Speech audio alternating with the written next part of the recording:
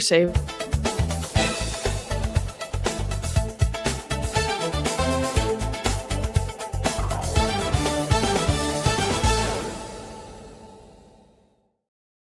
Good morning and welcome back to Act Locally Live. I am your host, Elizabeth Riley. Today is, let me double check, September 3rd.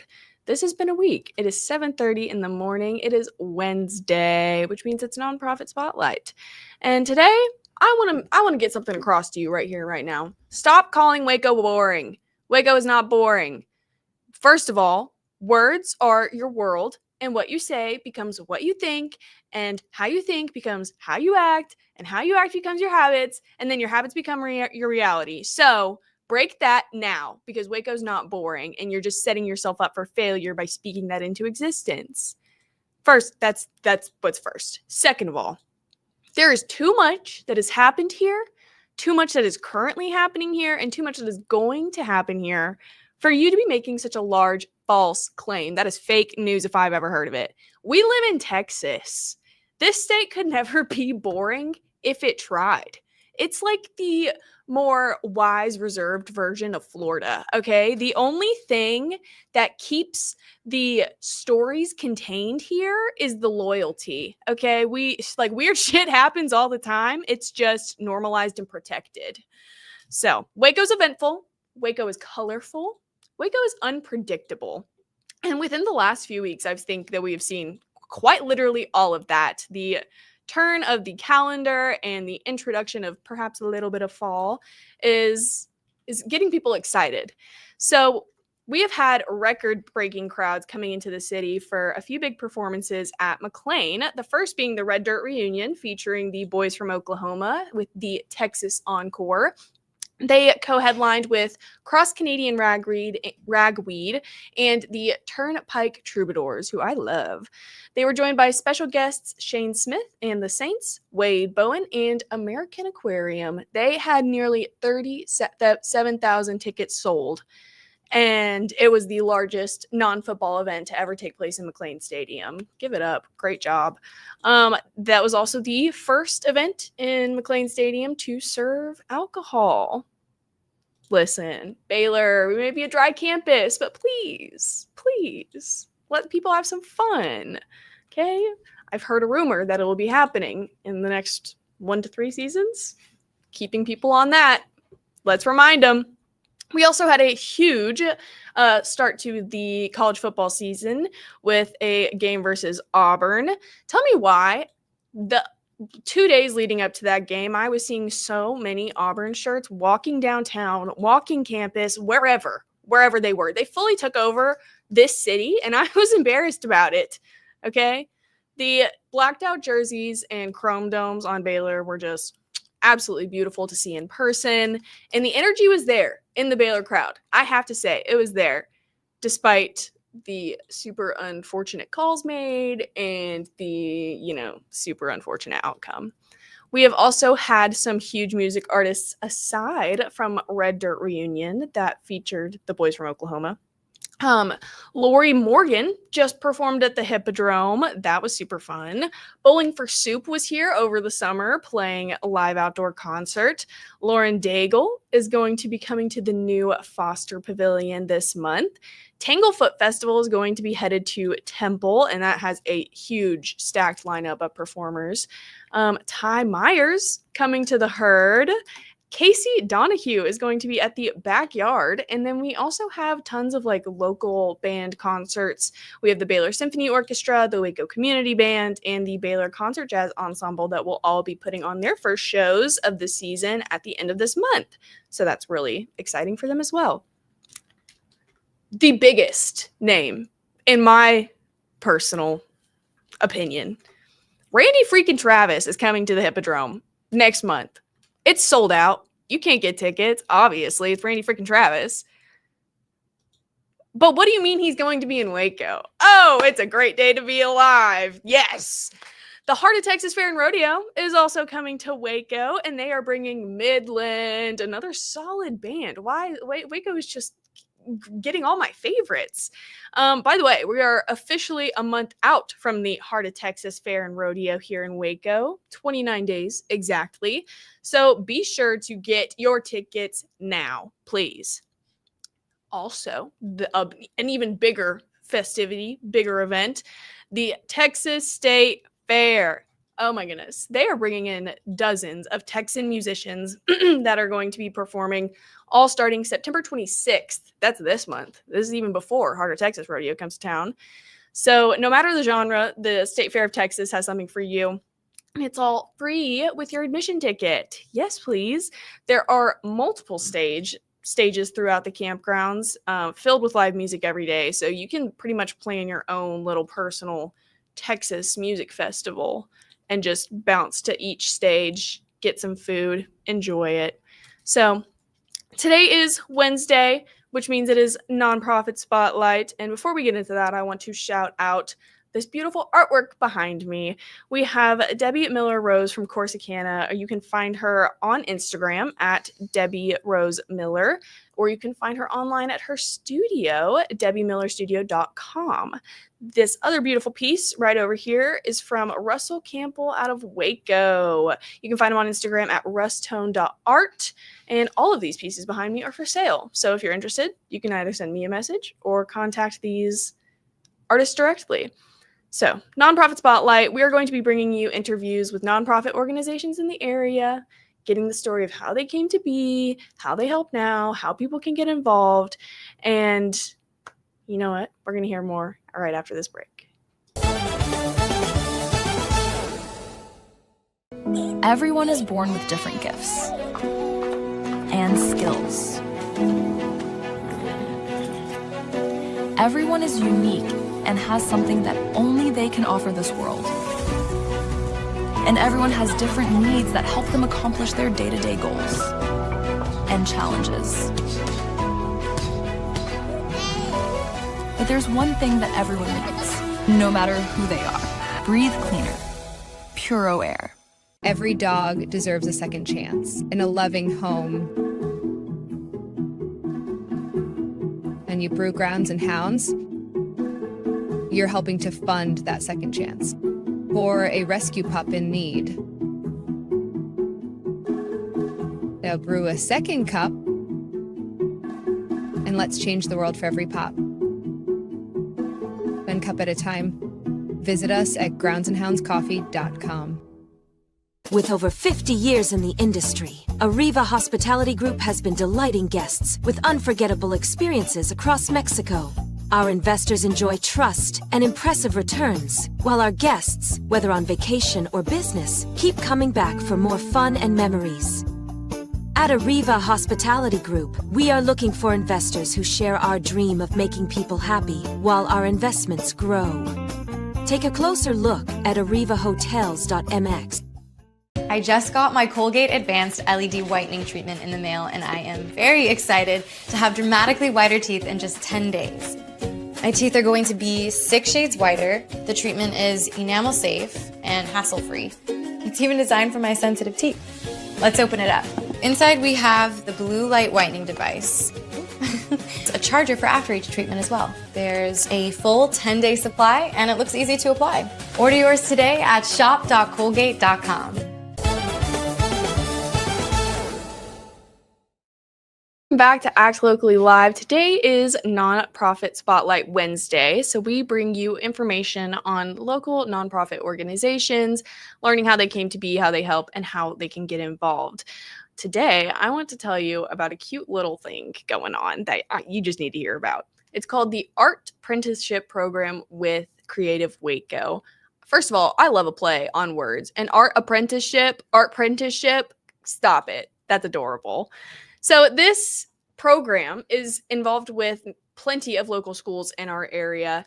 And what they do is they bring students out of the classroom and into the real world where they are able to gain experience and also get paid for those skills. So something that they are really known for is bringing kids out into the community to paint murals on local businesses for local businesses. And so they get to stretch their creative skills while also practicing their craft and getting their name out there and networking and, just doing the thing. But part of this program, aside from the art, is also audio and video. So there are kids who come out, will film these segments for local businesses, they will edit them and then produce them and to be released for these people. So yet again, these are just high school students coming out, getting experience, getting paid for their work. So I'm going to be sharing a local video or a video on that art apprenticeship program with you right now.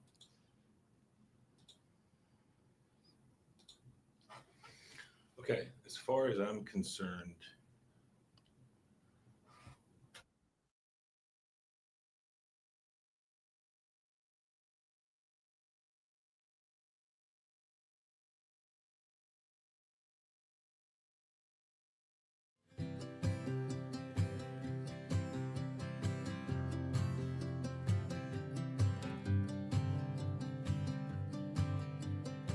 my name is Santos Rodriguez. I am a list of duties, manager, sometimes plumber, sometimes accountant, delivery guy, you name it, I'll probably have done it once or twice. Our most popular is our chips. We sell corn tortillas, flour tortillas, we have hot sauce, cheese dip, tamales, pork, chicken, beef, tamales. So we sell to local family-owned restaurants that are here in the Waco area, such as Casa Castillo, George's Restaurant, who else? La Familia, and those are just a few of, and we have about 35 different restaurants altogether. During the summer, it's pretty hot, and during the winter, it's cold. It's a lot of work. Working with families not as easy as but it's a rewarding feeling. At the end of the day, we made it through another day. We give glory to God for getting us through another day.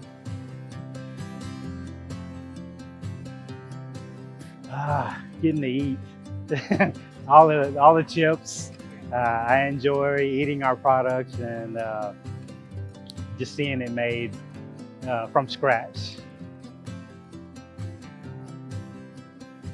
It's taught me patience, endurance, to rely on my faith in Jesus Christ, the main one,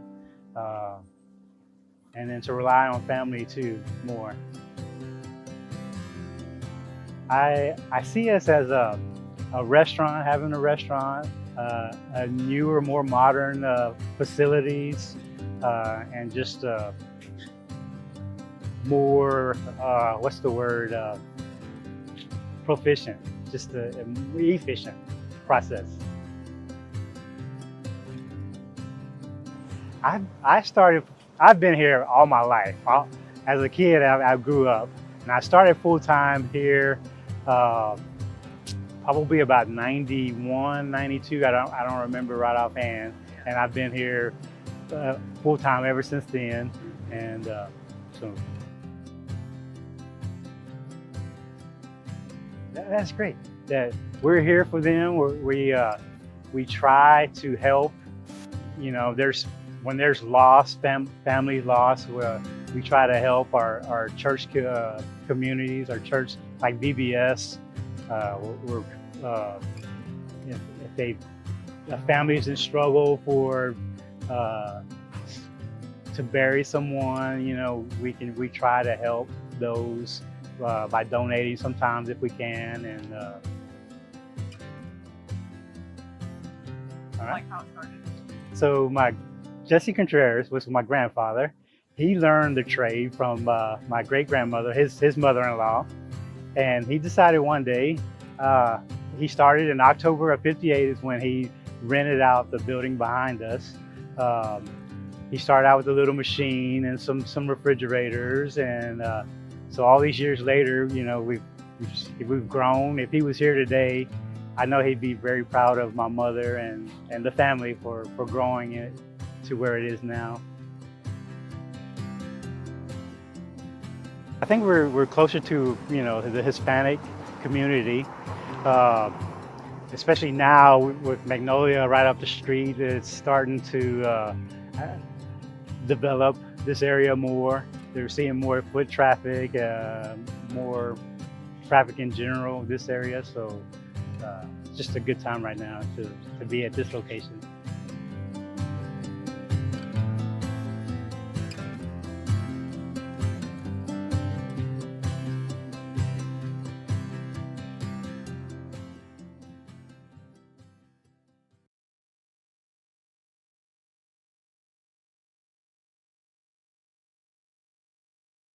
Been here since 1985. We sell the cool stuff in all of Waco, Texas. We sell everything from comic books, current and old. We have key issues. We have weekly releases, monthly releases, from Captain America to Ninja Turtles to some of the more indie stuff out there. We also sell trading cards, Pokemon, Magic the Gathering. We have singles for that, Yu-Gi-Oh, and then baseball, football, all the sports cards you can imagine. We have a big amalgam of stuff for anybody who is a nerd to come and shop, have a good time. Lots of toys, vintage, new, anime products, manga. If it's nerdy, we pretty much have it. They opened in 1985. The family actually started with a tire shop. And then as the kids' owner, Brent and Brad, when they were younger, their father would take them to gas stations, stuff like that, pick up comic books, because Rodney Bankston, the father, had the foresight to know that, hey, this is going to be something bigger. It's the most fun retail job I've ever had. Wouldn't be here if I didn't like it. It is a lot of counting books, seeing how many books sold over the course of a week. That way we have data to know if we need to reorder books, the popularity of a certain series. A lot of that goes into it. Following the market on sports side, stuff like that. Silk product that is very, it's really hot. A lot of people are going crazy for it. Over the course of the pandemic, a lot of people realized that they didn't have much to do, so they started pulling out their old cards, whether it be sports or Pokemon. Those two got hit the biggest of the genres, but people were pulling them out, looking at them, realized that they liked them, and they started getting back into the hobby. So now the market is very volatile. It moves a lot, so it's a lot of following that, making sure that our pricing is up to date, and making sure that we're ordering in the proper amount for people. Obviously, the world is moving to a more digital space, and hard copies and stuff like this. Maybe not Justice League, but some of the more indie stuff, it's harder for it to survive. So it's cool to be able to facilitate and help how we can and sell and have, a good client base here. But a lot of it is, there is a beneficial relationship to it. Whereas there's more exposure for this industry than there ever has been. And a lot of people, if you were in the 80s, 90s, even earlier, reading this stuff and you're still interested in it, you're not interested in having digital. If you're new to town, stuff like that, you don't have to feel so alone. If you like this stuff, you can come in and we'll talk to you at any time. Everybody here is kind. Everybody here is knowledgeable, and we have, the coolest stuff that you can find in Waco.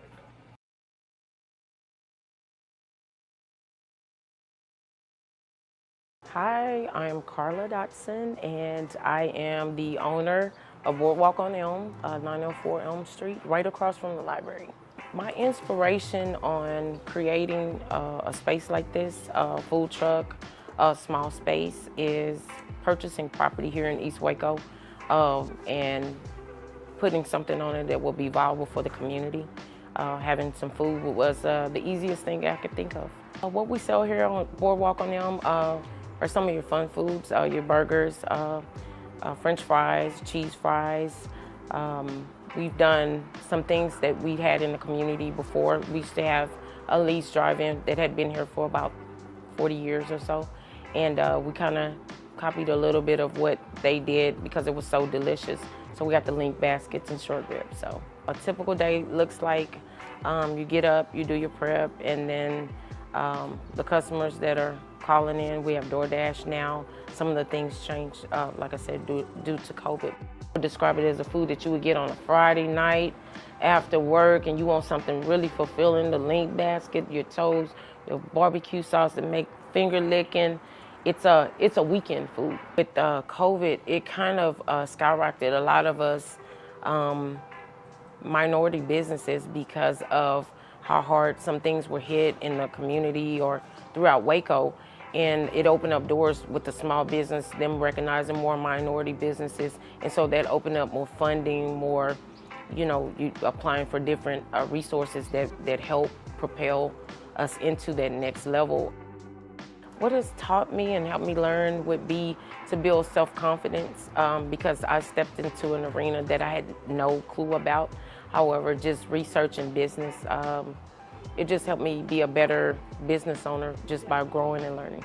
Generational wealth is something that may not have been passed on in the culture, my culture, as much as it should be. I mean, ownership, we've had ownership, however, either we've sold or have lost property for whatever reason. As a community member, you can always step out and become something, or you can always become more a part of the community. And I feel like I just don't live here, I work here.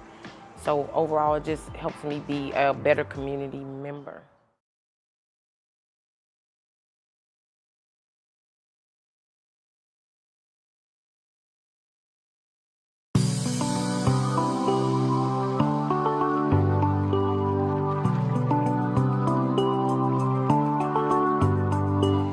My name is Selena, and I am the manager here at Allie's.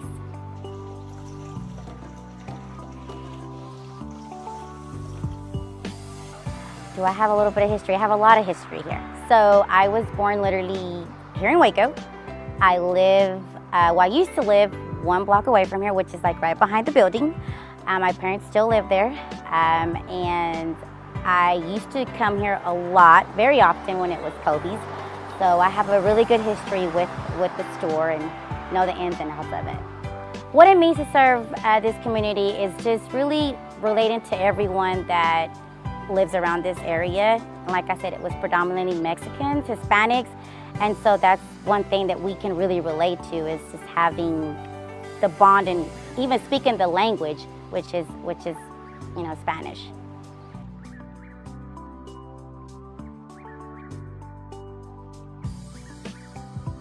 The history behind Allie's. Okay, so before it was Kobe's. Kobe's was open for a very long time.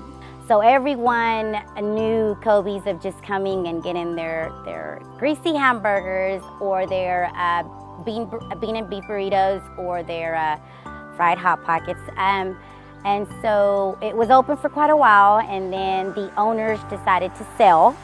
And so that's when my brother and my father, which is really their business, I'm just managing it, they decided to try to purchase it. It took them maybe like half a year, and then my dad remodeled the building, and so now it's Allie's. I mean, we still have the sign up for Kobe's because that's what a lot of people still know it as Kobe's. From this business, I am learning a lot. For one, it takes a lot of time, a lot of patience, and then this is not my field at all. I am a teacher, and so going from teaching to going into business, it's a lot of numbers.